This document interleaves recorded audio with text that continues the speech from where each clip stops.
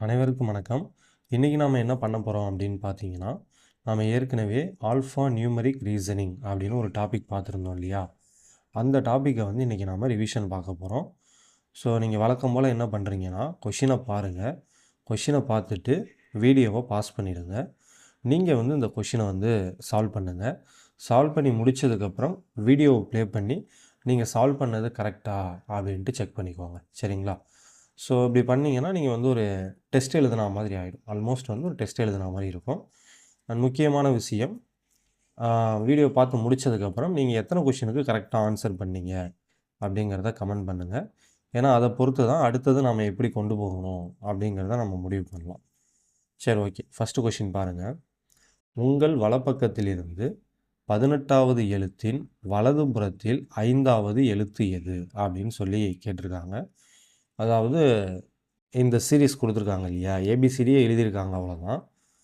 இந்த சீரியஸில் ரைட் சைடிலிருந்து 18வது எழுத்து இருக்கும் இல்லையா, அந்த எழுத்துக்கு ரைட் சைடில் 5வது எழுத்து எது அப்படின்னு சொல்லி கேட்டிருக்காங்க. இப்போ நம்ம ஏற்கனவே ஆல்ஃபா நியூமரிக் ரீசனிங் கிளாஸ் போட்டப்பயே நிறைய பேர் வந்து இந்த லெஃப்ட் ரைட் எப்படி கண்டுபிடிக்கிறதுன்னு டவுட்டாக இருக்குன்னு சொல்லி கேட்டீங்க. ரொம்ப ரொம்ப சிம்பிள் தான். ஒரு சின்ன விஷயத்தை ஞாபகம் வச்சுக்கோங்க.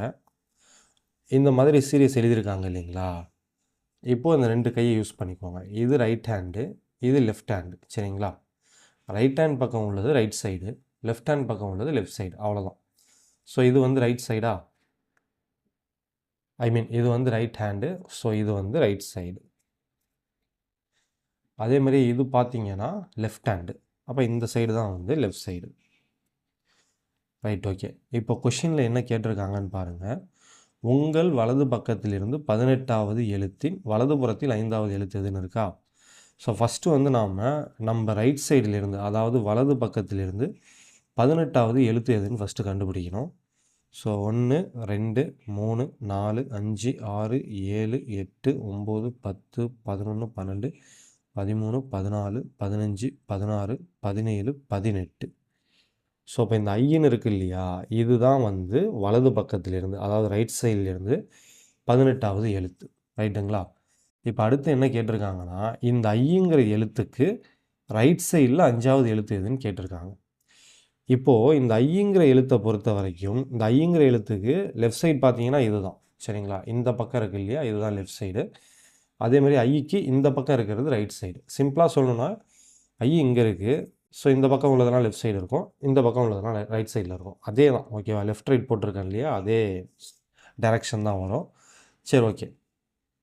இப்போ ஐக்கு ரைட் சைடில் 5வது எழுத்து எதுன்னு நம்ம கண்டுபிடிக்கணும். 1, 2, 3, 4, 5. ஸோ என்னு தான் வந்து ஐக்கு 5வது இடத்துல இருக்குது.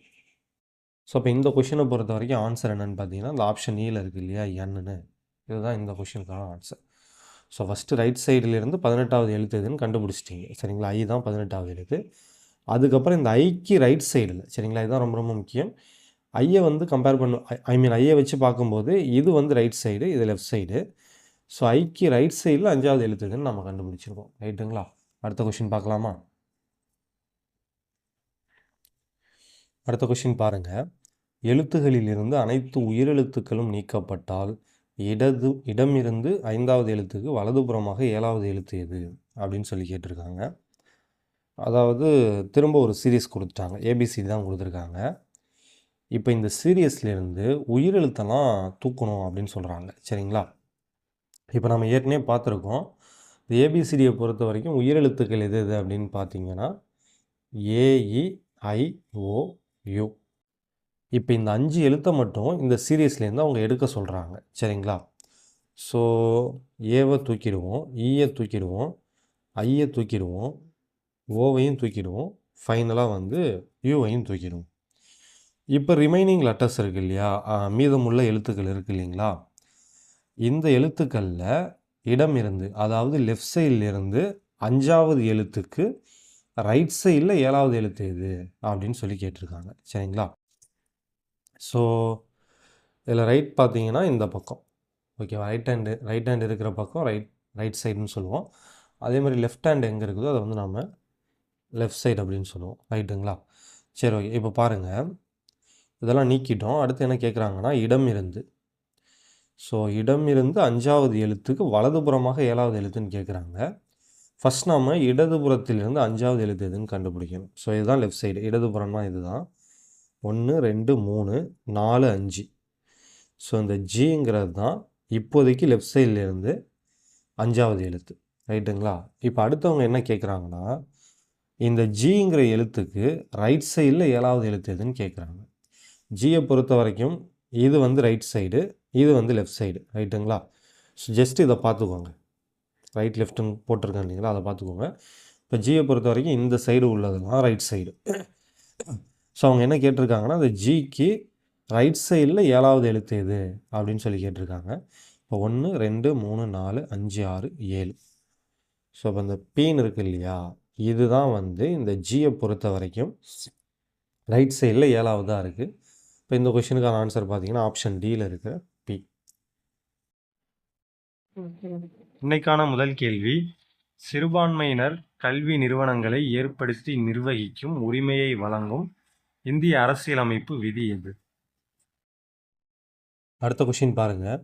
ஏயில் தொடங்கி ஒன்று விட்ட அனைத்து எழுத்துக்களும் நீக்கப்பட்டால் மீதமுள்ள எழுத்துகளில் வலது முனையிலிருந்து 5வதாக உள்ள எழுத்துக்கு வலப்புறம் 3வதாக உள்ள எழுத்து எது அப்படின்னு சொல்லி கேட்டிருக்காங்க. இப்போது நார்மலாகவே வந்து நம்ம இந்த ஆல்ஃபா நியூமரிக் ரீசனிங் இந்த டாபிக் இருக்குது இல்லையா, இதை பொறுத்த வரைக்கும் கொஷினை தமிழில் படிச்சுட்டு, தமிழ் மீடியமாக இருந்தீங்கன்னா கொஷினை தமிழில் படிச்சுட்டு ஒரு டைம் வந்து இங்கிலீஷ்லேயும் படித்து பாருங்கள். சரிங்களா? நான் வந்து எப்போதுமே வந்து ஆப்டிடியூட் அண்ட் ரீசனிங்லேருந்து கேட்குற எல்லா கொஷினுக்குமே இங்கிலீஷில் படித்து பார்த்துட்டு ஆன்சர் பண்ணுங்கள் அப்படின்னு சொல்லுவேன். இந்த டாபிக் வந்து கண்டிப்பாக நாம் அதை பண்ணணும். ஏன்னா தமிழில் நமக்கு புரியாத விஷயம் வந்து இங்கிலீஷில் படிக்கும்போது கொஞ்சம் ஈஸியாக புரியறதுக்கு சான்ஸ் இருக்குது. இப்போ இந்த கொஷினே பார்த்தீங்கன்னா, ஏயில் தொடங்கி ஒன்று விட்டு அனைத்து எழுத்துகளும் நீக்கப்பட்டால் அப்படின்னு இருக்குது. இப்போ இது நீங்கள் தமிழில் படிச்சிங்கன்னா சில நேரத்தில் உங்களுக்கு புரியாது. அதுவே இப்போ நீங்கள் இங்கிலீஷில் படிக்கிறீங்கன்னு வச்சுங்களேன், பாருங்கள். If every alternate letter starting with A is removed from the alphabet அப்படின்னு இருக்கா. அதாவது என்ன சொல்கிறாங்கன்னா, ஏவிலேருந்து ஸ்டார்ட் பண்ணுறாங்க. ஏலேருந்து ஸ்டார்ட் பண்ணி எவ்ரி ஆல்டர்னேட் லெட்டரை என்ன பண்ணுறாங்கன்னா ரிமூவ் பண்ணுறாங்க. இதுக்கு என்ன அர்த்தம் அப்படின்னு பார்த்தீங்கன்னா, ஏ சரிங்களா, ஏவிலேருந்தே ஸ்டார்ட் ஆகுது, ஏங்கிற எழுத்தை ரிமூவ் பண்ண சொல்கிறாங்க. அடுத்து பார்த்துட்டிங்கன்னா ஒன்று விட்டுட்டு, அதுதான் தமிழில் இருக்குது, ஒன்று விட்டு அனைத்து எழுத்துகளும்னு இருக்கா. ஸோ ஒன்று விட்டுட்டு சியை வந்து நம்ம தூக்கணும். அடுத்து பார்த்தீங்கன்னா டியை விட்டுறணும், ஈயை தூக்கணும், எஃப்ஐ விட்டுறணும், ஜியை தூக்கணும், ஹச்சை விட்டுறணும், ஐயை தூக்கணும். ஸோ அடுத்து K, M, O, Q, S, U, W, Y இந்த மாதிரி ஒன்று விட்ட எழுத்துக்களை, அதாவது ஆல்டர்னேட் லெட்டர்ஸை வந்து ரிமூவ் பண்ண சொல்லியிருக்காங்க. இப்போ நம்ம ரிமூவ் பண்ணிட்டோம். அடுத்து என்ன கேட்குறாங்கன்னா, இப்போ மீதமுள்ள எழுத்துக்கள் இருக்குது இல்லையா, பி, டி, எஃப், ஹச்ன்ட்டு, இதில் வலது முனையிலிருந்து, அதாவது ரைட் ஹேண்ட் சைட்லேருந்து 5வதாக உள்ள எழுத்துக்கு வலப்புறம் 3வதாக உள்ள எழுத்து எது அப்படின்னு சொல்லி கேட்குறாங்க. இந்த மாதிரி கொஷினை பொறுத்த வரைக்கும் நீங்கள் வந்து 2 ஆஃபாக பிரிச்சுக்கணும். ஃபஸ்ட்டு பார்த்தீங்கன்னா, ஃபஸ்ட்டு கொடுத்துருக்காங்க இல்லையா, வலது முனையிலிருந்து 5வதாக உள்ள எழுத்துக்குன்னு சொல்லியிருக்காங்கல்ல, இதோட ஃபஸ்ட்டு முடிச்சுக்கங்க. சரிங்களா? ஃபஸ்ட்டு வந்து இதை கண்டுபிடிக்கணும். வலது முனையிலிருந்து 5வதாக உள்ள எழுத்து எதுன்னு ஃபஸ்ட்டு கண்டுபிடிச்சிக்கணும். கண்டுபிடிச்சிட்டு அதுக்கப்புறம் இதை கண்டுபிடிக்கணும். அந்த எழுத்துக்கு வலதுபுறம் 3வதாக உள்ள எழுத்து எது அப்படின்னு கண்டுபிடிக்கணும். இப்போ நம்ம ஏற்கனவே பார்த்தோம் இல்லையா, அந்த கொஷின்லேயுமே இதே மாதிரியே நீங்கள் ட்ரை பண்ணலாம். இப்போ இந்த கொஷினில் பார்த்தீங்கன்னா, இடமிருந்து 5வது எழுத்துக்குன்னு இருக்கு இல்லையா, இதோட ஃபஸ்ட் நீங்கள் முடிச்சுட்டு இதை ஃபஸ்ட்டு கண்டுபிடிக்கணும். லெஃப்ட்லேருந்து 5வது எழுத்து எது அப்படின்னு ஃபஸ்ட்டு கண்டுபிடிக்கணும். அதுதான் இந்த ஜிங்கிறது. இதான் ஃபஸ்ட் நம்ம கண்டுபிடிச்சோம். அதுக்கப்புறம் வந்து அதுக்கு ரைட் சைடில் 7வது எழுத்து எது அப்படின்னு கண்டுபிடிக்கணும். சரிங்களா? சரி, ஓகே. இப்போ பாருங்கள், வழக்கம் போல் வந்து ரைட் ஹேண்ட் சைடு இருக்கிறது right side, left hand side இருக்கிறது லெஃப்ட் சைடு. சரிங்களா? ஸோ இப்போ பாருங்கள், மீதமுள்ள எழுத்துகளில் வலது முனையிலிருந்து 5வதாக உள்ள எழுத்துக்குன்னு இருக்கா. ஸோ நம்ம ஃபஸ்ட்டு வந்து வலது முனையிலிருந்து 5வதாக உள்ள எழுத்து எதுன்னு நாம் கண்டுபிடிக்கணும். ஸோ பாருங்கள், இதுதான் வலது முனைங்கிறது. 1, 2, 3, 4, 5. ஸோ 6ங்கிற எழுத்து தான் ரைட் ஹேண்ட் சைட்லேருந்து, அதாவது வலது முனையிலிருந்து 5வதாக இருக்குது. இப்போது இந்த எழுத்துக்கு தான் கேட்டிருக்காங்க பாருங்கள். இந்த எழுத்துக்கு வலப்புறம் 3வதாக உள்ள எழுத்து எது அப்படின்னு சொல்லி கேட்குறாங்க. இப்போ இந்த 6ங்கிற எழுத்தை பொறுத்த வரைக்கும் இது வந்து ரைட் ஹேண்ட் சைடு, இது வந்து லெஃப்ட் ஹேண்ட் சைடு. சரிங்களா? ஸோ அவங்க கேட்குறது வலதுபுறம் மூன்றாவதாக உள்ள எழுத்து, அதாவது ரைட் ஹேண்ட் சைடில் மூணாவதாக உள்ள எழுத்து எது அப்படின்னு சொல்லி கேட்டிருக்காங்க. ஸோ 1 2 3, அதாவது இந்த எக்ஸ்ன்னு இருக்கு இல்லையா, இதுதான் வந்து இந்த கொஷினுக்கான ஆன்சர். ஆப்ஷன் ஏவிலே இருக்குது. இங்கே சில பேர் என்ன தப்பு பண்ணிடுவாங்கன்னா, இந்த எழுத்துக்கு வலப்புறம் மூன்றாவதாக உள்ள எழுத்துன்னு இருக்குது இல்லையா, அவங்க என்ன பண்ணுவாங்கன்னா இதிலேருந்தே கணக்கு எடுத்துருவாங்க. சரிங்களா? இப்போது நமக்கு வந்து வலது முனையிலேருந்து 5வது எழுத்து ஆறுன்னு கண்டுபிடிச்சோம் இல்லையா, இதிலிருந்து 3வது எழுத்து தான் அவங்க, ஐ மீன் இதுக்கு 3வது எழுத்து தான் அவங்க கேட்குறாங்க. இதுக்கு ரைட் சைடில் 3வது எழுத்து தான் கேட்குறாங்க. சில பேர் என்ன பண்ணுவாங்கன்னா இதை ஃபஸ்ட்டுன்னு எடுத்துருவாங்க. இதை ஃபஸ்ட்டுன்னு எடுத்துட்டா இது செகண்ட் வந்துடும், இந்த விங்கிறது தேர்ட் வந்துடும். அது ஆப்ஷன்லேயும் வச்சுருப்பாங்க. இந்த தப்பை பண்ணுவாங்கன்னு தெரிஞ்சு தான் ஆப்ஷன்லேயும் வச்சுருப்பாங்க. பட் அந்த மாதிரி பண்ணக்கூடாது. எப்போதுமே இந்த லெட்டரை விட்டுறணும். அதாவது அவங்க கேட்குறாங்க இல்லைங்களா, அந்த லெட்டரை வந்து நம்ம கவுண்டிங்கில் எடுத்துக்கக்கூடாது. அதுக்கு அடுத்து உள்ள லெட்டர்லேருந்து தான் எடுத்துக்கணும். சரிங்களா? அடுத்த கொஷின் பார்க்கலாமா? அடுத்த கொஷின் பாருங்கள். ஏ மற்றும் பி என்பது பி மற்றும் ஏ என்றும், சி மற்றும் டி என்பது டி மற்றும் சி என்றும், இ மற்றும் எஃப் என்பது எஃப் மற்றும் இ என்றும் எழுதப்பட்டால் உனது வலது முனையிலிருந்து எம் என்ற எழுத்து எந்த இடத்தில் இருக்கும் அப்படின்னு சொல்லி கேட்டிருக்காங்க. ஆக்சுவலாக இதில் பார்த்தீங்கன்னா இதை சேர்த்துக்கோங்க. ஏ மற்றும் பி என்பது பி மற்றும் ஏ, சி மற்றும் டி என்பது டி மற்றும் சி, இ மற்றும் எஃப் என்பது எஃப் மற்றும் இ என்றும் கடைசி வரை எழுதப்பட்டால்னு போட்டிருந்தேங்க. கடைசி வரை. ஸோ இங்கே வந்து என்ற வாருன்னு வச்சு. ஸோ ஓகேவா? ஸோ இப்போ பாருங்கள், ஏ மற்றும் பி என்பது பி மற்றும் ஏ என்றும், சி மற்றும் டி என்பது டி மற்றும் சி என்றும், இ மற்றும் எஃப் என்பது எஃப் மற்றும் இ என்றவாறு கடைசி வரை எழுதப்பட்டால். சரிங்களா? ஸோ உனது வலது முனையிலிருந்து எம் என்ற எழுத்து எந்த இடத்தில் இருக்கும் அப்படின்னு சொல்லி கேட்டிருக்காங்க. அதாவது அவங்க என்ன சொல்கிறாங்கன்னா ரெண்டு லெட்டராக எடுத்துக்கிறாங்க. சரிங்களா? ஏபி சிடி இஎஃப் இந்த மாதிரி ரெண்டு லெட்டராக எடுத்துக்கிறாங்க. இந்த மாதிரி ரெண்டு லெட்டராக எடுத்துக்கிட்டு அதை என்ன பண்ணுறாங்கன்னா இடம் மாற்றி எழுத சொல்லியிருக்காங்க. இப்போ ஏபிஏ என்ன பண்ணியிருக்காங்கன்னா பிஏன்னு எழுத சொல்லியிருக்காங்க. சரிங்களா? பிஏ. ஸோ அதில் பார்த்தீங்கன்னா அது ஏ மற்றும் பி என்பது பி மற்றும் ஏ. இப்போ ஏ மற்றும் பியை நம்ம பி மற்றும் ஏன்னு எழுதிட்டோம். அதே மாதிரியே சி மற்றும் டியை டிசின்னு எழுதணும். அதே மாதிரி இஎஃப்ங்கிறத எஃப்இன்னு எழுதணும். ஜிஹெச் இருக்கு அடுத்தது, இதை வந்து ஹச்ஜின்னு எழுதிக்கணும். ஐஜேவை ஜேஐன்னு எழுதணும். ஸோ இதை நான் எழுதி முடிச்சிடறேன். சரிங்களா? ஸோ இப்போ பார்த்தீங்கன்னா ரெண்டு லெட்டராக எடுத்துக்கிட்டு அதை வந்து அவங்க சொன்ன மாதிரி இடம் மாற்றி எழுதிட்டேன். சரிங்களா? இப்போ என்ன கேட்டிருக்காங்கன்னு பாருங்கள். உனது வலது முனையிலிருந்து, அதாவது இந்த மாதிரி எழுதுனதுக்கு அப்புறம் உனது வலது முனையிலிருந்து எம் என்ற எழுத்து எந்த இடத்தில் இருக்கும் அப்படின்னு சொல்லி கேட்குறாங்க. ஸோ இப்போ வந்து இந்த சீரியஸையே விட்டுருங்க. சரிங்களா? இந்த பிரிண்ட் பண்ணி எடுத்துருக்கேன் இல்லையா, இந்த சீரியஸை விட்டுருங்க. இதை தான் நம்ம இந்த மாதிரி மாற்றி எழுதியிருக்கோம். அவங்க சொன்ன கண்டிஷன் படி இப்படி மாற்றி எழுதியிருக்கோம். இப்போ இதில் ரைட் சைடு பார்த்தீங்கன்னா இது. சரிங்களா? இது வந்து லெஃப்ட் சைடு. அவங்க என்ன கேட்குறாங்கன்னா உனது வலது முனையிலிருந்து, அதாவது இந்த ரைட் சைடிலிருந்து எம்ங்கிற எழுத்து எந்த இடத்துல இருக்குன்னு கேட்குறாங்க. சரிங்களா? ஸோ எம் பார்த்தீங்கன்னா இங்கே இருக்குது. இது வந்து இந்த சைட்லேருந்து எத்தனாவது இடத்துல இருக்குன்னு பார்க்கணும். 1 2 3 4 5 6 7 8 9 10 11 12 13. ஸோ எம்ங்கிறது 13வது இடத்துல இருக்குது. இந்த கொஷினுக்கான ஆன்சர் பார்த்தீங்கன்னா ஆப்ஷன் சி. ஸோ இந்த மாதிரி கொஷினை பொறுத்த வரைக்கும் நம்ம ஒரே ஒரு விஷயத்தை கரெக்டாக பண்ணிட்டோன்னா போதும், ஈஸியாக ஆன்சர் பண்ணிடலாம். இதுக்கு வந்து பெரிய அளவில் ப்ராக்டிஸ் வேணும்னு கூட அவசியம் கிடையாது. நம்ம எதை கரெக்டாக பண்ணணும்னா கொஷினை வந்து கரெக்டாக புரிஞ்சுக்கணும். கொஷினில் என்ன கேட்டிருக்காங்க அப்படிங்கிறத தெளிவாக புரிஞ்சுக்கணும். இதை மட்டும் கரெக்டாக பண்ணிட்டோன்னா போதும், இந்த டாப்பிக்லேருந்து வர எல்லா கொஷினுக்குமே நம்ம கரெக்டாக ஆன்சர் பண்ணிடலாம். சரிங்களா? அடுத்த கொஷின் பார்க்கலாமா? அடுத்த கொஷின் பாருங்கள். கீழே கொடுக்கப்பட்டுள்ள எழுத்துத்தொடர் எதிர்வரிசையில் எழுதப்பட்டால் உனது இடது முனையிலிருந்து 16வதாக உள்ள எழுத்தின் இடப்பக்கம் 12வதாக உள்ள எழுத்து எது அப்படின்னு சொல்லி கேட்டிருக்காங்க. ஸோ சேம் ஏபிசிடி தான் கொடுத்துருக்காங்க. என்ன சொல்லியிருக்காங்கன்னா இதை வந்து எதிர் வரிசையில், அதாவது ரிவர்ஸ் ஆர்டரில் எழுத சொல்லியிருக்காங்க. சரிங்களா? ஸோ ரிவர்ஸ் ஆர்டர்னால் ஒன்றும் இல்லை. இப்போ ஏபிசிடின்னு இருக்கு இல்லையா, இது அப்படியே இங்கேருந்து எழுதணும், ரிவர்ஸில் எழுதணும். இதெல்லாம் நம்ம ஆல்ரெடி பார்த்தது தான். So Z Y X, so இந்த மாதிரி ரிவர்ஸில் எழுதணும். இதை வந்து நான் எழுதி முடிச்சிடறேன். சரிங்களா? ஸோ இப்போ பார்த்தீங்கன்னா இசட்லேருந்து ஸ்டார்ட் பண்ணி நான் ரிவர்ஸில் எழுதிட்டேன். இங்கே இடம் 10லன்ட்டு கொஞ்சம் கீழே எழுதியிருக்கேன். சரிங்களா? சரி, ஓகே. இப்போ இவங்க என்ன கேட்குறாங்கன்னு பாருங்கள். இந்த மாதிரி எழுதுனதுக்கப்புறம் உனது இடது முனையிலிருந்து 16வதாக உள்ள எழுத்தின்னு சொல்லியிருக்காங்க. இதோட நம்ம ஃபஸ்ட்டு முடிச்சுப்போம். ஸோ ஃபஸ்ட்டு வந்து நம்ம லெஃப்ட் சைட்லேருந்து 16வதாக இருக்கிற எழுத்து எதுன்னு நாம் கண்டுபிடிக்கணும். சரிங்களா? ஸோ இது ரைட் சைடு. இந்த பக்கம் பார்த்தீங்கன்னா இது வந்து லெஃப்ட் சைடு. சரிங்களா? இப்போ அவங்க ஃபஸ்ட்டு என்ன சொல்லியிருக்காங்க, லெஃப்ட் சைடில் 16வதாக உள்ள எழுத்து எதுன்னு நம்ம கண்டுபிடிக்கணும். 1 2 3 4 5 6 7 8 9 10 11 12 13 14 15 16. ஸோ அந்த கேங்கிற எழுத்து தான் லெஃப்ட் சைட்லேருந்து 16வதாக இருக்குது. இப்போ அடுத்தவங்க என்ன சொல்லியிருக்காங்கன்னா, இந்த எழுத்தோட லெஃப்ட் சைடில் 12வது எழுத்து எதுன்னு கேட்டிருக்காங்க. இப்போ கேவை பொறுத்த வரைக்கும் இதுதான் ரைட் சைடு, இதுதான் லெஃப்ட் சைடு. சரிங்களா? இது மாறவே மாறாது.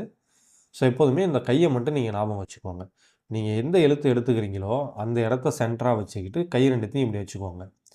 இப்போ கேவுக்கு இந்த பக்கம் என்ன கை இருக்குது, ரைட் சைடு இருக்குது. இந்த பக்கம் பார்த்தீங்கன்னா ஏதோ உளறிட்டனோ, கேவுக்கு இந்த பக்கம் என்னுடைய ரைட் ஹேண்ட் இருக்குது. அதே மாதிரி கேவுக்கு இந்த பக்கம் பார்த்தீங்கன்னா என்னுடைய லெஃப்ட் ஹேண்ட் இருக்குது. சரிங்களா? ஸோ அப்போ இதுதான் லெஃப்ட் சைடு, இது ரைட் சைடு. அவங்க கேட்குறது வந்து லெஃப்ட் சைடில் வந்து 12வதாக உள்ள எழுத்து எதுன்னு கேட்டிருக்காங்க. லெஃப்ட் சைடில் 12வதாக உள்ள எழுத்து எதுன்னு கேட்டிருக்காங்க. அப்போ இங்கேருந்து கேவை விட்டுட்டு நம்ம 12வதாக உள்ள எழுத்து எது அப்படின்னு கண்டுபிடிக்கணும். சரிங்களா? 1 2 3 4 5 6 7 8 9 10 11 12. ஸோ டபிள்யூ இருக்கு இல்லையா, இதுதான் வந்து கேவுக்கு லெஃப்ட் சைடில் 12வதாக இருக்குது. ரைட்டுங்களா? ஸோ சிம்பிள் தான். இந்த லெஃப்ட் ரைட் மட்டும் கொஞ்சம் கரெக்டாக பார்த்துக்கோங்க. அதுக்கப்புறம் வந்து கொஷினில் என்ன கேட்குறாங்க அப்படிங்கிறத தெளிவாக பார்த்துக்கோங்க. இந்த ரெண்டுத்தையும் கரெக்டாக பண்ணாலே போதும். அண்ட் இன்னொரு முக்கியமான விஷயம், நான் ஏற்கனவே சொன்னது தான், ரீசனிங்கில் வந்து நான் வந்து ஒவ்வொரு கொஷினையும் ஒவ்வொரு மாடலில் சால்வ் பண்ணுவேன். இப்போ இந்த கொஷினை வந்து நான் சிம்பிளான மாடலில் சால்வ் பண்ணியிருக்கேன். சரிங்களா? சிம்பிளான மாடல் மீன்ஸ் இந்த மாதிரி ரிவர்ஸில் எழுதி அதுக்கப்புறம் சால்வ் பண்ணியிருக்கேன் இல்லையா? ஆனால் இதை வேறு விதமாகவும் நீங்கள் சால்வ் பண்ணலாம். அது எப்படின்னு நீங்கள் ட்ரை பண்ணி பாருங்கள். இந்த மாதிரி எழுதாமலேயே நம்ம ஏற்கனவே பேசிக்ஸ் சொல்லியிருக்கோம். சரிங்களா? ஏபிசிடியை ரிவர்ஸில் எழுதுறதுக்கெலாம் நம்ம ஆல்ரெடி பேசிக்ஸில் வந்து சில ஷார்ட்கட்லாம் சொல்லியிருக்கோம். அதை யூஸ் பண்ணி இந்த கொஷினை வந்து நீங்கள் கொஞ்சம் சிம்பிளாகவே சால்வ் பண்ணலாம். அது எப்படின்னு ட்ரை பண்ணி பாருங்கள். பட் ரொம்ப பிகினராக இருந்தீங்கன்னா இந்த மாதிரி ரிவர்ஸில் எழுதிட்டே கண்டுபிடிங்க. அப்போ தான் கரெக்டாக வரும். இல்லைனா வந்து தப்பு பண்ணுறதுக்கு சான்ஸ் இருக்குது. அண்ட் முக்கியமான விஷயம், நான் வந்து கொஞ்சம் தூக்க கலக்கத்தில் இருக்கேன். அதனால் இந்த ரைட் லெஃப்ட்டு, ரைட் சைடுக்கு ரைட் ஹேண்டுன்னு சொல்கிறேன்னு நினைக்கிறேன். ரைட் ஹேண்டுக்கு ரைட் சைடுன்னு சொல்கிறேன்னு நினைக்கிறேன். ஸோ அதை மட்டும் கொஞ்சம் பார்த்துக்கோங்க. ரைட்டுங்களா? அடுத்த கொஷின் பாருங்கள். உடனடியாக 6ஐ தொடர்ந்து வந்து ஆனால் 4ஆல் உடனடியாக தொடரப்படாத எத்தனை 7கள் உள்ளன அப்படின்னு சொல்லி கேட்டிருக்காங்க. இந்த மாதிரி கொஷினை பொறுத்த வரைக்கும், அதாவது இந்த மாதிரி தொடர்ந்து வந்து, இல்லை அருகில் வந்து, இல்லைனா அருகில் வராத, ஸோ இந்த மாதிரி கேட்பாங்க. இந்த மாதிரி கொஷினை பொறுத்த வரைக்கும் தமிழில் படிக்கவே படிக்காதீங்க, இங்கிலீஷில் படிங்க. சரிங்களா? ஏன்னா இங்கிலீஷில் இந்த கொஷினை நீங்கள் அண்டர்ஸ்டாண்ட் பண்ணிக்கிறது ரொம்ப ரொம்ப ஈஸி. எப்படின்னா, இந்த இம்மீடியட்லி ப்ரிசிடென்ட்னு இருக்குது இல்லையா, ப்ரிசிடென்ட்னா முன்னாடின்னு அர்த்தம். சரிங்களா? ப்ரிசிடென்ட்னா முன்னாடி, இல்லைனா முன்னாள் அப்படின்னு அர்த்தம்.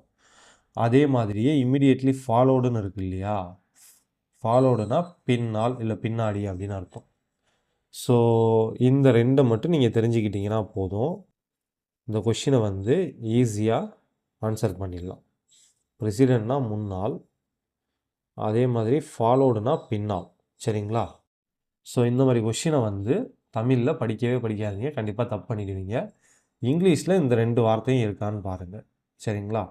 இருந்ததுன்னா இதை வச்சு நீங்கள் ஈஸியாக சால்வ் பண்ணிடலாம். இப்போ இந்த கொஷின் பாருங்கள், நான் இங்கிலீஷ்லேயே சால்வ் பண்ணுறேன், தமிழில் வேணாலும் பார்த்துங்க நீங்கள். How many 7s immediately preceded by 6 but not immediately followed by 4 are there in the following series அப்படின்னு சொல்லி கேட்குறாங்க. அதாவது முன்னாடி 7ங்கிற நம்பர் மொத்தம் எத்தனை இருக்குதுன்னு கேட்குறாங்க. சரிங்களா?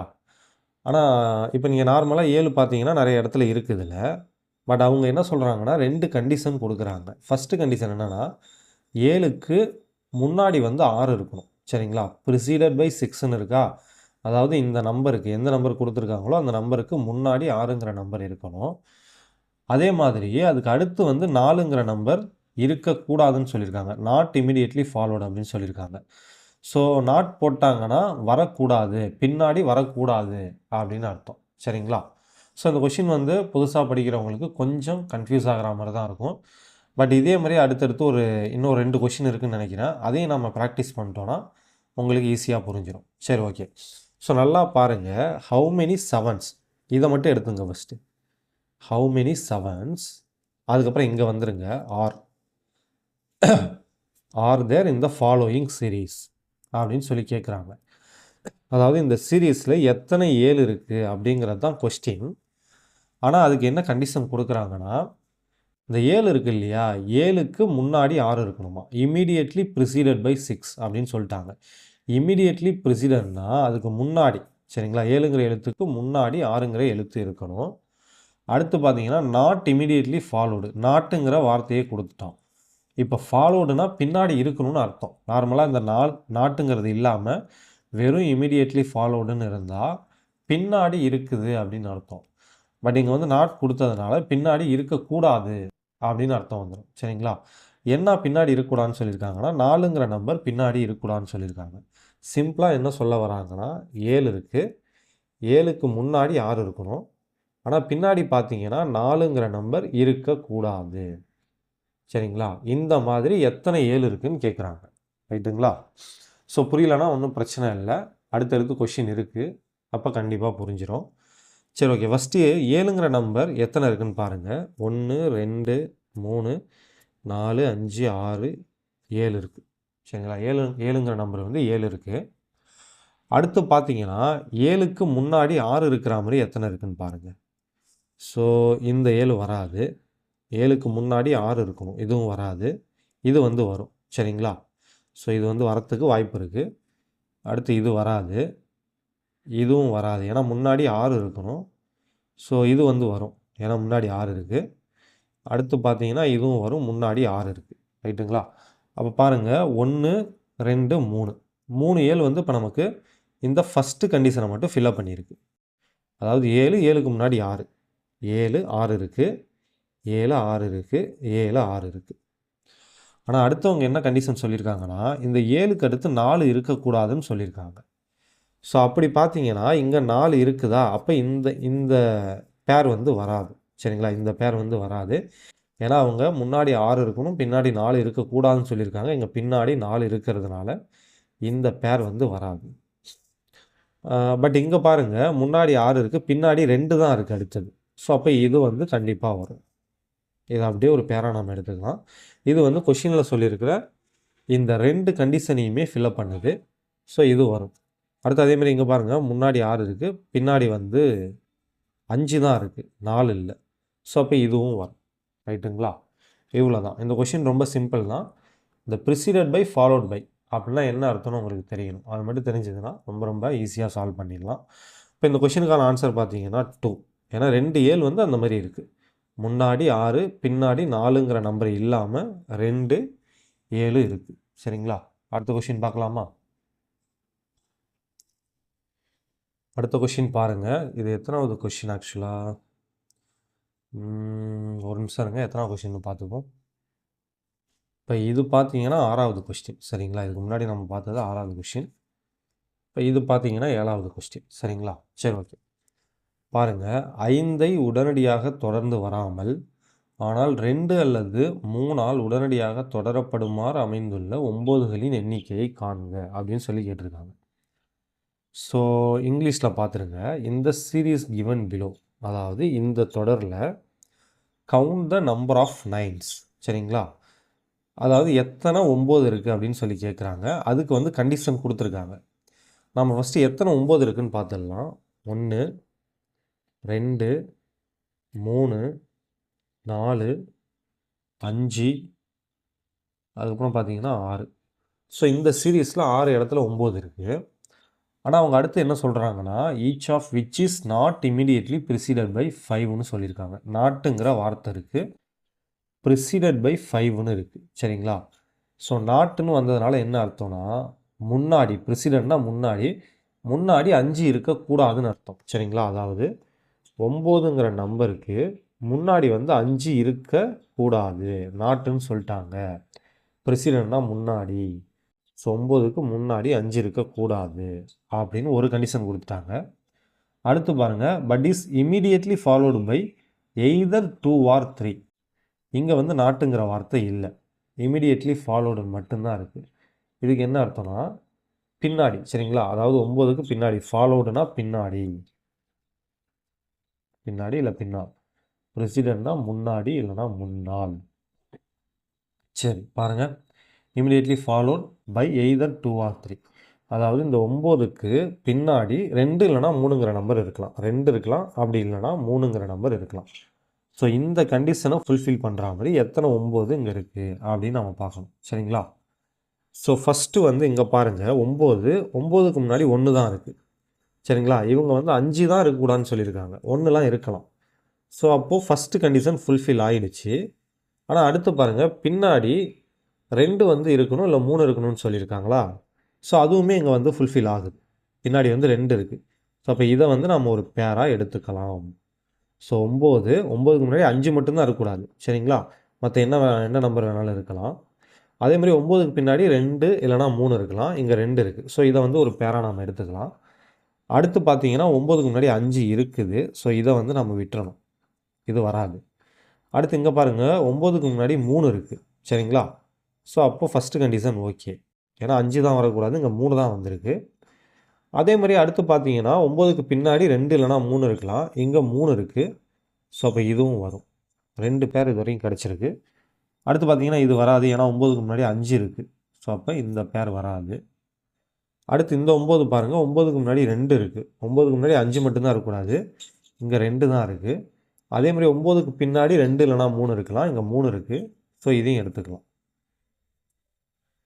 ஸோ அடுத்து பார்த்தீங்கன்னா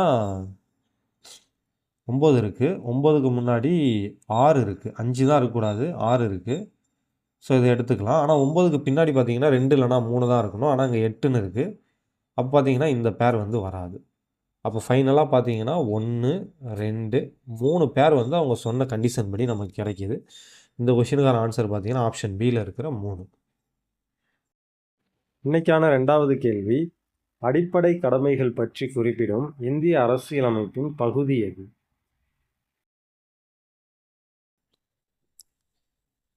அடுத்த கொஷின் பாருங்கள், வலது முனையிலிருந்து 18வதாக உள்ள உறுப்பின் வலதுபுறம் 7வதாக உள்ள உறுப்பு எது அப்படின்னு சொல்லி கேட்டிருக்காங்க. இப்போ நம்ம ஃபஸ்ட்டு பார்த்தீங்கன்னா வெறும் ஏபிசிடியை வச்சு மட்டும் பார்த்தோம். இப்போ இந்த கொஷின்லாம் பார்த்தீங்கன்னா ஏபிசிடி மட்டும்தான் இருந்தது. அதே மாதிரி இப்போ நம்ம கடைசியாக ஒரு 2 கொஷின் பார்த்தோம்ல, அதில் பார்த்தீங்கன்னா ஃபுல்லாக நம்பர்ஸ் தான் இருக்குது. இதில் பார்த்தீங்கன்னா எல்லாமே வந்து நம்பர்ஸாக கொடுத்துருந்தாங்க. இப்போ இந்த சீரீஸில் பார்த்தீங்கன்னா இங்கிலீஷ் லெட்டர்ஸ் இருக்குது, நம்பர்ஸ் இருக்குது, அதுக்கப்புறம் கொஞ்சம் சிம்பிள்ஸும் கொடுத்துருக்காங்க. சரிங்களா? கொடுத்துட்டு இதில் என்ன கேட்குறாங்கன்னா, வலது முனையிலிருந்து 18வதாக உள்ள உறுப்பின் வலதுபுறம் 7வதாக உள்ள உறுப்பு எது அப்படின்னு சொல்லி கேட்குறாங்க. ஸோ ஃபஸ்ட்டு பாருங்கள், ரைட் ஹேண்ட் சைடு. ஸோ இதுதான் ரைட் சைடு. அதேமாதிரி இது லெஃப்ட் ஹேண்டு. ஸோ இது வந்து லெஃப்ட் சைடு. சரி ஓகே. இப்போ அடுத்து பாருங்கள், அவங்க என்ன கேட்குறாங்கன்னா, வலது முனையிலிருந்து 18வதாக உள்ள உறுப்பின் அப்படின்னு சொல்லியிருக்காங்களா? இதோட ஃபஸ்ட்டு ஸ்டாப் பண்ணிக்கணும். வலது முனையிலிருந்து 18வதாக உள்ள உறுப்பு எதுன்னு நம்ம கண்டுபிடிக்கணும். ஸோ 1, 2, 3, 4, 5, 6, 7, 8, 9, 10, 11, 12, 13, 14, 15, 16, 17, 18. ஸோ இந்த 2ங்கிற நம்பர் தான் ரைட் ஹேண்ட் சைட்லேருந்து, அதாவது வலது முனையிலிருந்து 18வதாக இருக்குது. அடுத்தவங்க என்ன கேட்டிருக்காங்கன்னா, இதுக்கு சரிங்களா, உறுப்பின் வலதுபுறம், அதாவது இந்த 2க்கு ரைட் சைடில் 7வதாக என்ன இருக்குது அப்படின்னு கேட்குறாங்க. ஸோ இந்த 2ங்கிறத பொறுத்த வரைக்கும் இந்த சைடு உள்ளதுனா ரைட் சைடில் உள்ளதுன்னு அர்த்தம், அதேமாதிரி இந்த சைடில் உள்ளதுனா லெஃப்ட் சைடில் உள்ளதுன்னு அர்த்தம். அவங்க ரைட் சைடில் 7வதாக உள்ளது கேட்டிருக்காங்க. ஸோ அப்போ 1, 2, 3, 4, 5, 6, 7.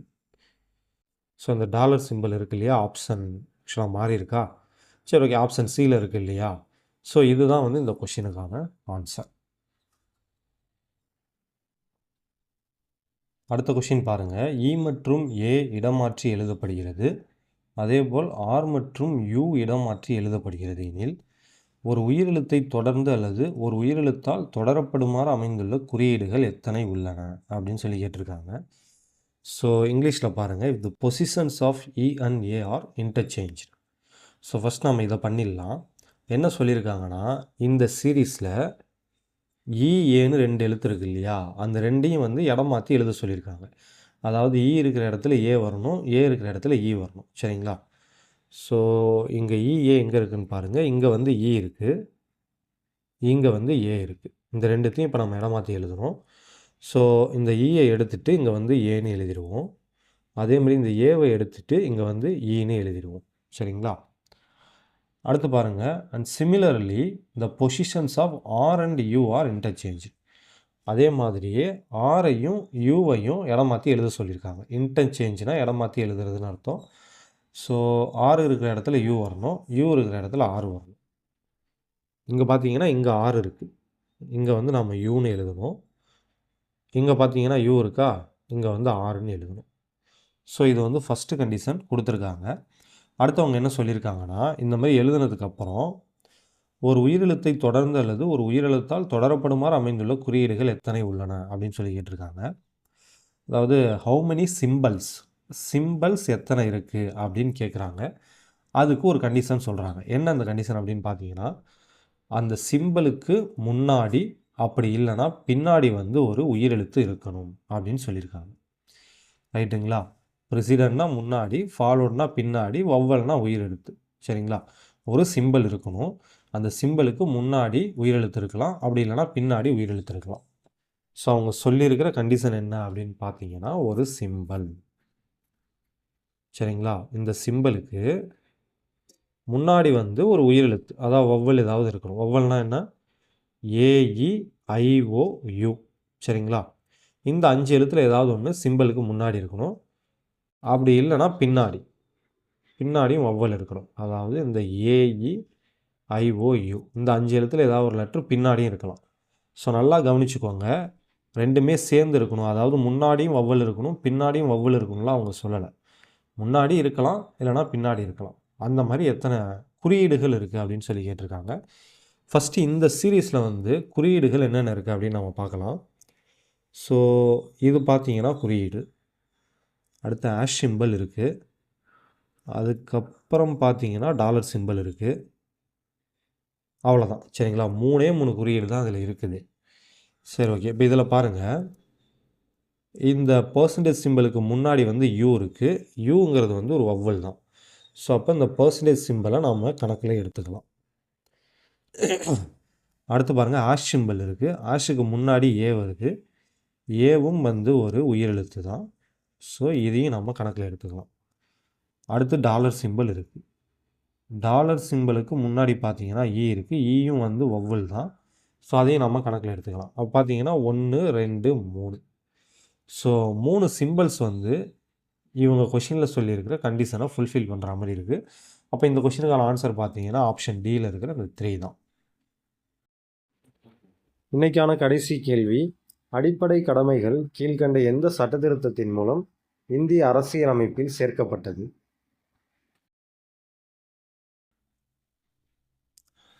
அடுத்த கொஷின் பாருங்கள், கீழே கொடுக்கப்பட்டுள்ள தொடரின் அடிப்படையில், அதாவது இந்த சீரீஸை பேஸ் பண்ணி கொடுக்கப்பட்டுள்ள 5 விருப்பங்களில் 4 விருப்பங்கள் ஒரே மாதிரியானவை, 1 மட்டும் வேறுபட்டுள்ளது. வேறுபட்ட ஒன்றை கண்டறிக அப்படின்னு சொல்லி கேட்டிருக்காங்க. ஒரு சீரீஸ் ஒன்று கொடுத்துருக்காங்க. அதில் பார்த்தீங்கன்னா ஆங்கில எழுத்துக்கள் இருக்குது, நம்பர்ஸ் இருக்குது, சிம்பிள்ஸ் இருக்குது. சரிங்களா? கொடுத்துட்டு கீழே வந்து ஒரு 5 ஆப்ஷன் கொடுத்துருக்காங்க. 5 விருப்பங்கள்ங்கிறது இந்த 5 ஆப்ஷன் இருக்குது இல்லையா, இதை தான் குறிக்கும். இந்த 5 ஆப்ஷனில் பார்த்தீங்கன்னா 4 ஆப்ஷன் வந்து ஒரே மாதிரி இருக்குது அப்படின்னு சொல்லிட்டாங்க. சரிங்களா? ஒன்று மட்டும் டிஃப்ரெண்ட்டாக இருக்கும். அந்த டிஃப்ரெண்ட்டான ஒன்று எதுன்னு நம்மளை கண்டுபிடிக்க சொல்கிறாங்க. இப்போ நம்ம ஏற்கனவே வந்து நம்பர் சீரீஸ்னு ஒரு டாபிக் பார்த்தோம்ல, ஞாபகம் இருக்கும்னு நினைக்கிறேன். அதில் வந்து இந்த பொருந்தாத எண் எது அப்படின்னு ஒரு கான்செப்ட் ஒன்று பார்த்துருப்போம். அதாவது ஒரு 4-5 நம்பர் கொடுத்துருப்பாங்க. இப்போ உதாரணத்துக்கு 3, 5, 7, அடுத்து வந்து ஒரு 10, 13, இப்படி ஒரு 5 நம்பர் கொடுத்துட்டு இதில் பொருந்தாத நம்பர் எது அப்படின்னு சொல்லி கேட்பாங்க. இதில் பொருந்தாதது எதுன்னு பார்த்தீங்கன்னா 10. சரிங்களா? ஏன்னா 10 தவிர மற்ற எல்லா நம்பருமே வந்து பகா எண் தான் இருக்குது இதில். சரிங்களா? ஸோ அதே மாதிரி தான் இங்கேயும் இவங்க என்ன சொல்கிறாங்கன்னா, இந்த சீரியஸை பேஸ் பண்ணி ஒரு 5 ஆப்ஷன் கொடுத்துருக்காங்க. இந்த 5 ஆப்ஷனில் 1 மட்டும் வித்தியாசமாக இருக்கான். அந்த 1 எது அப்படின்னு சொல்லி கேட்குறாங்க. ஃபஸ்ட்டு இந்த ஆப்ஷன் எடுத்துங்க. RW4ன்னு இருக்கா? இந்த RW4ங்கிற இந்த குரூப்பை வந்து இதில் என்ன எடுத்து எழுதியிருப்பாங்க. சரிங்களா? பட் ஏதோ ஒரு கண்டிஷன் ஃபாலோ பண்ணி எடுத்திருப்பாங்க. அந்த கண்டிஷன் என்ன அப்படின்னு நாம் கண்டுபிடிக்கணும். ஸோ இதில் R பாருங்கள் இங்கே இருக்குது. ரைட்டுங்களா? R இங்கே இருக்குது. அடுத்து W கொடுத்துருக்காங்க. W இங்கே இருக்குது. அடுத்து பார்த்தீங்கன்னா 4ன்னு கொடுத்துருக்காங்க. 4 இங்கே இருக்குது. சரிங்களா? ஸோ அப்போ R இது 1, W இது 2, அடுத்து வந்து 4, இது 3. அப்போ இவங்க என்ன பண்ணியிருக்காங்கன்னா 1 விட்டு ஒரு நம்பர். சரிங்களா? தொடர்ந்து 1 விட்டு ஒரு நம்பராக 3 நம்பர் எடுத்திருக்காங்க. அதை எடுத்துட்டு அந்த நம்பரில் நடுவில் உள்ள நம்பரை 1ன்னு எழுதியிருக்காங்க. அதுக்கு லெஃப்ட் சைடில் உள்ளதை 2ன்னு எழுதியிருக்காங்க. அதுக்கு ரைட் சைடில் உள்ளதை 3ன்னு எழுதியிருக்காங்க. சரிங்களா? இந்த கண்டிஷன் தான் இதில் ஃபாலோ பண்ணியிருக்காங்க. இப்போ நம்ம மற்றதுலேயும் இதே கண்டிஷன் இருக்கான்னு பார்க்கணும். அடுத்த குரூப்பை பாருங்கள். 5FGன்னு இருக்குது. ஸோ 5 இங்கே இருக்குது. சரிங்களா? F இங்கே இருக்குது, G இங்கே இருக்குது. 5 நம்ம 1ன்னு வச்சுக்கலாம், F 2ன்னு வச்சுக்கலாம், G 3ன்னு வச்சுக்கலாம். ஸோ அப்போ பாருங்கள், ஒரு அடுத்தடுத்து ஒரு கேப் விட்டு ஒரு எழுத்து கேப் விட்டு ஒரு 3 எழுத்து இங்கே எடுத்த மாதிரியே எடுத்திருக்காங்க. அதில் சென்டரில் உள்ளதை 1ஆ எடுத்திருக்காங்க, லெஃப்ட் சைடில் உள்ளதை 2ன்னு எடுத்திருக்காங்க, ரைட் சைடில் உள்ளதை 3ன்னு எடுத்திருக்காங்க. ரைட்டுங்களா? அப்போ இதுக்கும் வந்து இங்கே ஃபாலோ பண்ண அதே மெத்தட் தான் ஃபாலோ பண்ணியிருக்காங்க. அடுத்து பாருங்கள் 9QA. ஸோ 9 இங்கேயும் இருக்குது, இங்கேயும் இருக்குது. சரி, ஃபஸ்ட்டு இதை எடுத்துக்கலாம். 9 ஓகே. அடுத்து வந்து Q இருக்கணும். ஸோ இங்கே Q இல்லை, அப்போ இது வராது. இந்த 9 எடுத்துப்போம். 9 இருக்குது.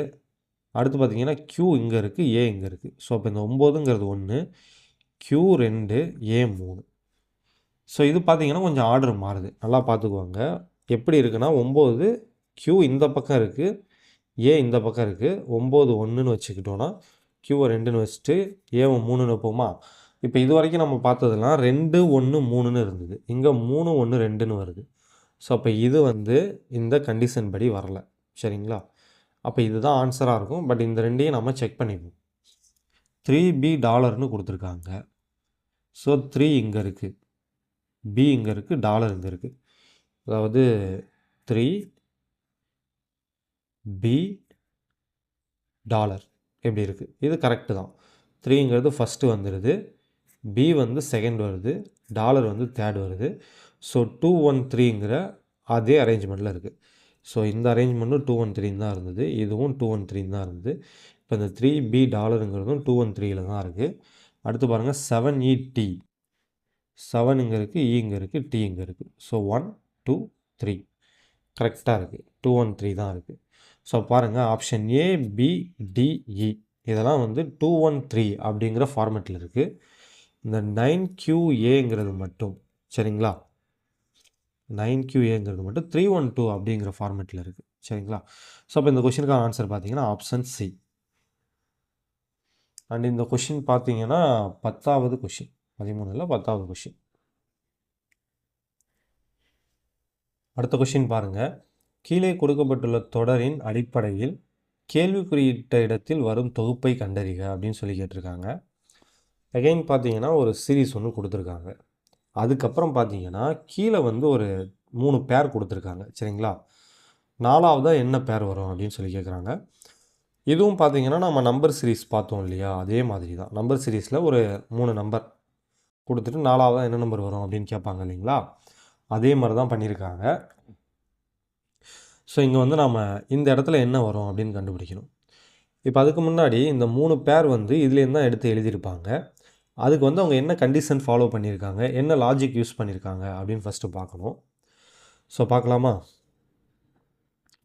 பாருங்கள், R4 ஆஷன் கொடுத்துருக்காங்க. R இங்கே இருக்குது, 4 இங்கே இருக்குது, ஆஷ் இங்கே இருக்குது. சரிங்களா?